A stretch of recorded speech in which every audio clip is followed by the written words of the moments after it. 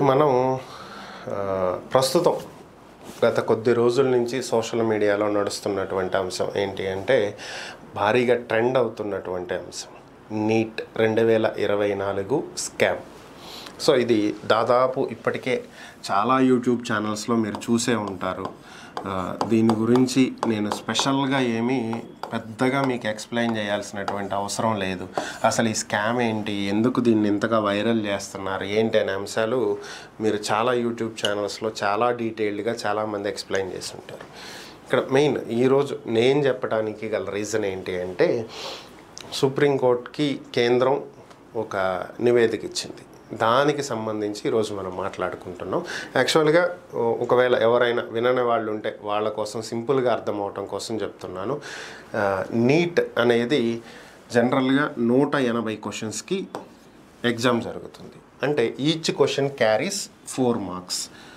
180 × 4 అంటే టోటల్ వచ్చి 720 మార్క్స్. 720 మార్కులు టోటల్గా ఉంటాయి. 180 క్వశ్చన్లు ఆన్సర్ చేయాలి. ఒక్కొక్క క్వశ్చన్కి 4 మార్కులు ఉంటాయి. అందులో ఒక క్వశ్చన్ ఏదైనా తప్పు రాసినట్లయితే నెగిటివ్ మార్క్స్ అనేది ఉంటుంది, -1 మార్క్. ఓకే, 180కి 180 కనుక అంటే 180కి 180 పక్కాగా రాసినట్లయితే 720 మార్కులు వస్తాయి. ఒకవేళ ఒక క్వశ్చన్ తప్పు రాశాడు అనుకుందాం, 179 క్వశ్చన్లు కరెక్ట్గా రాశాడు. ఓకే, సో ఇతనికి రావాల్సినటువంటి మార్కులు ఏ విధంగా ఉంటాయి అనేది కనుక మనం ఆలోచిస్తే ఇక్కడ ఆల్రెడీ 720 180కి అనుకున్నాం కదా, ఇక్కడ ఒకటి తప్పు రాశాడు కాబట్టి దీంట్లో నుంచి 4 మార్కులు వెళ్ళిపోతాయి. అంటే 179 కరెక్ట్గా రాసినట్లయితే 720 - 4 అంటే 716 మార్కులు. ఓకే, ఒక క్వశ్చన్ రాంగ్ రాశాడు కాబట్టి ఆ క్వశ్చన్కి 4 మార్కులు వెళ్ళిపోతాయి. 716. సో నెగిటివ్ మార్క్ ఒకటి ఉంటుంది కదా, -1. అంటే ఇక్కడ ఫైనల్గా వచ్చేటువంటి మార్కులు ఎంత, 715. 179 ఆన్సర్లు కరెక్ట్గా పెడితే రావాల్సినటువంటి మార్కులు 715. సో ఇది ఎందుకు చెప్తున్నాను అంటే ఇప్పుడు మీకు జనరల్గా ఇప్పటి వరకు అసలు నీట్ అనేది ఏంటి, దేశవ్యాప్తంగా ఇండియా మొత్తం మీద ఉన్నటువంటి మెడికల్ కాలేజెస్లో డాక్టర్లు అవుదామని ఇంతకుముందు మనకి ఎంసెట్లోనే మెడికల్ ఎగ్జామ్ కూడా కలిపి వచ్చేసేది. Engineering, agriculture and medicine common entrance test, ఇది ఎంసెట్. సో ఇప్పుడు దీన్ని మెడిసిన్ని సపరేట్ చేసేసారు. బైపీసీ, ఇంటర్లో బైపీసీ చదివిన వాళ్ళు డాక్టర్ అవుదామని ఎంట్రన్స్ టెస్ట్ రాసేవాళ్ళు, ఇంజనీరింగ్కి ఎలాగైతే ఎంసెట్ రాస్తున్నామో ఇప్పుడు ఏపీ ఈసెట్ అయ్యింది కదా, సో అలాగే ఇది మెడికల్ ఎంట్రన్స్, మెడికల్ కాలేజెస్లో ఎంట్రన్స్ కోసం రాసేటువంటి టెస్ట్. ఇది దేశవ్యాప్తంగా ఉన్నటువంటి అన్ని మెడికల్ కాలేజీలకి కలిపి నిర్వహించేటువంటి ఒక టెస్ట్ ఇది నీట్ అనేది. దీన్ని ఎవరు నిర్వహిస్తారు అంటే ఎన్టీఏ నిర్వహిస్తుంది, నేషనల్ టెస్టింగ్ ఏజెన్సీ అంటాం దీన్ని. సెంట్రల్ లెవెల్లో ఎన్టీఏ వాళ్ళు ఈ టెస్ట్ని నిర్వహిస్తారు. అయితే వీళ్ళు నిర్వహించేటువంటి ఈ టెస్ట్లో ఏ సంవత్సరం అయినా చూసుకోండి మీరు, 720కి 720 720 మార్కులు గెయిన్ చేసినటువంటి విద్యార్థులు దేశం మొత్తం మీద ఒకరు లేదా ఇద్దరు లేదా ముగ్గురు, ఇంతకు మించి ఉండరు. అసలు ఇప్పటి వరకు లేదు, నీట్ చరిత్రలోనే లేదు. అలాంటిది అత్యద్భుతంగా నీట్ 2024లో మాత్రం 67 మంది ఉన్నారు. 720 మార్కులు సాధించిన వాళ్ళు 67 మంది ఉన్నారు. ఇంకా అద్భుతం ఏంటి అంటే మనం ఇందాక ఈ లెక్క చెప్పుకున్నాం కదా, ఈ లెక్క గురించి మళ్ళీ మాట్లాడుకుందాం అని చెప్పాను. సో ఒక క్వశ్చన్ తప్పు రాస్తే 715 మార్కులు రావాలి. కానీ అంటే 720 తర్వాత 719, 718, 717, 716 దాదాపుగా ఎవరికి రావు. సో కానీ అసలు ఇంకా అద్భుతం ఏంటంటే చాలామందికి 719 వచ్చినాయి, 718 వచ్చినాయి. సో ఇది ఎలా సాధ్యమైంది? అదే అందరి అనుమానాలకి తావిచ్చినటువంటి అంశం. మరి 720 మార్కులు 67 మందికి ఎలా వచ్చినాయి? మరి 715 రావాల్సినటువంటి మార్కులు 719, 718, 717 అసలు ఏ లెక్కన ఇచ్చారు? ఏ బేసిస్లో ఇవ్వటం జరిగింది? అందులోనూ ఇంకొకటి ఏంటంటే నీట్ పేపర్ లీక్ అయ్యింది అని చెప్పి వార్తలు కూడా వచ్చాయి. కాకపోతే ఎన్టీఏ దాన్ని ఖండించింది. ఒక ఎగ్జామ్ సెంటర్లో కొంతమంది విద్యార్థులకి ఇది ఎందుకు జరిగింది అంటే పేపర్ లీక్ అయింది అనేటువంటి అంశం, ఒక ఎగ్జామ్ సెంటర్లో హిందీ వర్షన్ రావాల్సినటువంటి విద్యార్థులకు ఇంగ్లీష్ వర్షన్ వచ్చింది. సో ఇక్కడ అది ఇన్విజిలేటర్ చెక్ చేసుకుని వాళ్ళకి రీప్లేస్ చేసే టైంకే వాళ్ళు పేపర్ ఇచ్చేసి బయటికి వెళ్ళిపోవటం కూడా అయిపోయింది. సో ఈ బయటికి వెళ్ళినటువంటి విద్యార్థుల ద్వారా ఈ క్వశ్చన్ పేపర్ వాళ్ళు తీసుకెళ్ళిపోయారు.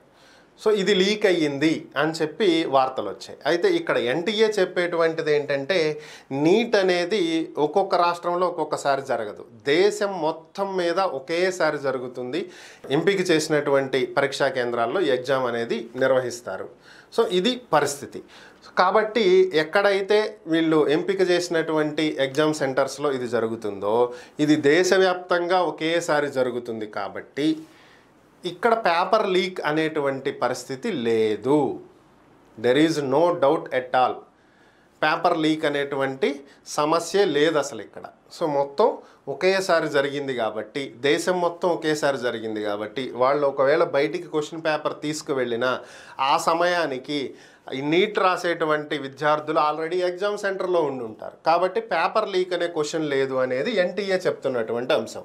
మరి ఈ 720, 719, 718 ఎందుకు వచ్చినాయి అంటే ఇందులో చాలా ప్రశ్నలకి ఒక క్వశ్చన్కి 2 ఆన్సర్లు కరెక్ట్, ఒక్కొక్క క్వశ్చన్కి 3 ఆన్సర్లు కరెక్ట్. సో ఇట్లా ఉండటం వల్ల కొంతమందికి మనం ఎక్కువగా మార్కులు ఇవ్వాల్సి వచ్చింది. అంటే మీకు సింపుల్గా చెప్పాలి అంటే 1 అనే క్వశ్చన్కి ఏ, బి, సి, డి ఇలా ఆప్షన్స్ ఉంటాయి కదా. సో అవి దీంట్లో ఒక సురేష్ అనే వ్యక్తి బి కరెక్ట్ అని పెట్టాడు, రమేష్ అనే వ్యక్తి సి కరెక్ట్ అని పెట్టాడు. సో యాక్చువల్గా ఈ రెండిట్లో ఒకటే కరెక్ట్ అయితే మార్క్స్ అనేవి తక్కువ వస్తాయి, ఒకళ్ళది తప్పు ఒకళ్ళది రైట్ అవుతుంది. బట్ ఇక్కడ దురదృష్టమో అదృష్టమో ఈ 2 ఆన్సర్లో కరెక్టే. దీనివల్ల ఏమైంది, ఎక్కువ మంది కరెక్ట్ ఆన్సర్స్ పెట్టారు. సో అందుకే ఎక్కువ మందికి 720 వచ్చింది అనేది ఎన్టీఏ చెప్తున్నటువంటి ఒక రీజన్. ఇంకొకటి ఏంటి అంటే ఇంకొక ఆప్షన్ గ్రేస్ మార్క్స్. కొన్ని ఏదైనా ఇలాంటి తప్పులు జరిగినప్పుడు పేపర్లో ఏవైనా questions out of syllabus something ఏదైనా ఒక మిస్టేక్ జరిగినప్పుడు గ్రేస్ మార్క్స్ అనేది ఇస్తాము అని చెప్పి గతంలో ఉన్నటువంటి రూల్ ఇది. సో దాని ప్రకారం ఎన్టీఏ కొంతమంది విద్యార్థులకు గ్రేస్ మార్క్స్ ఇవ్వటం అనేది జరిగింది. ఆ గ్రేస్ మార్క్స్ కారణంగానే 715 వచ్చిన వాళ్ళకి 4 గ్రేస్ మార్క్స్ ఇవ్వటం వల్ల 719 వచ్చింది, 3 గ్రేస్ మార్క్స్ ఇవ్వటం వల్ల 718 వచ్చింది. ఇది ఎన్టీఏ చెప్తున్నటువంటి వివరణ. ఇంకా అనుమానాలకి తావిస్తున్న అంశం ఏంటంటే జూన్ 14వ తేదీన నీట్ రిజల్ట్స్ ఇస్తామని చెప్పారు. కానీ ఎలక్షన్ కౌంటింగ్ రోజు జూన్ 4వ తేదీనే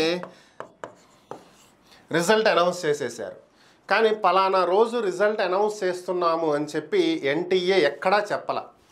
ఎటువంటి అనౌన్స్మెంట్ లేకుండా సైలెంట్గా నీట్ రిజల్ట్ ఇచ్చేసింది. ఇది ఇంకా ఎక్కువ అనుమానాలను పెంచినటువంటి అంశం. సో ఈ కారణం చేతే నీట్లో భారీగా అవకతవకలు జరిగినాయి, అందుకనే ఇలా మార్కులు వచ్చినాయి.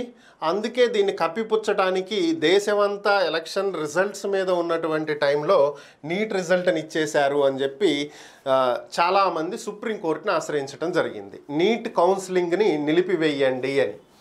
సో సుప్రీంకోర్టు కౌన్సిలింగ్ని స్టే ఇవ్వటానికి అంగీకరించకుండా ఎన్టీఏకి సెంట్రల్ గవర్నమెంట్కి నోటీసులు ఇచ్చింది. ఈరోజు ఆ కేసుకు సంబంధించినటువంటి విచారణ సందర్భంగా కేంద్ర ప్రభుత్వం ఒక అంశాన్ని తెర మీదకు తీసుకొచ్చింది. ఇది ఏం చెప్తుంది అంటే కేంద్ర ప్రభుత్వం ఈ గ్రేస్ మార్క్స్ పొందిన వాళ్ళు ఉన్నారు కదా, 715 అయితే 719, 718 ఎట్లా వచ్చినాయి అంటే గ్రేస్ మార్క్స్ అన్నాం కదా. అసలు ఈ గ్రేస్ మార్క్స్ వేటిని బేస్ చేసుకుని ఇచ్చారు? On what basis NTA given grace marks to the students? A basis, దేన్ని కన్సిడర్ చేశారు అనేది ఎక్కడ వివరణ ఇవ్వాల. సో కాబట్టి ఈ గ్రేస్ మార్క్స్ పొందినటువంటి వాళ్ళు 1563 మంది విద్యార్థులు ఉన్నారు. వీళ్ళందరికీ కూడా మరలా నీట్ ఎగ్జామ్ కండక్ట్ చేయాలని, అది కూడా జూన్ 23 లోపు కండక్ట్ చేసి జూన్ 30వ తేదీ లోపు రిజల్ట్ ఇచ్చి కౌన్సిలింగ్ నిర్వహిస్తాము అని చెప్పి సుప్రీంకోర్టుకి కేంద్ర ప్రభుత్వం ఒక నివేదికను ఇవ్వటం జరిగింది.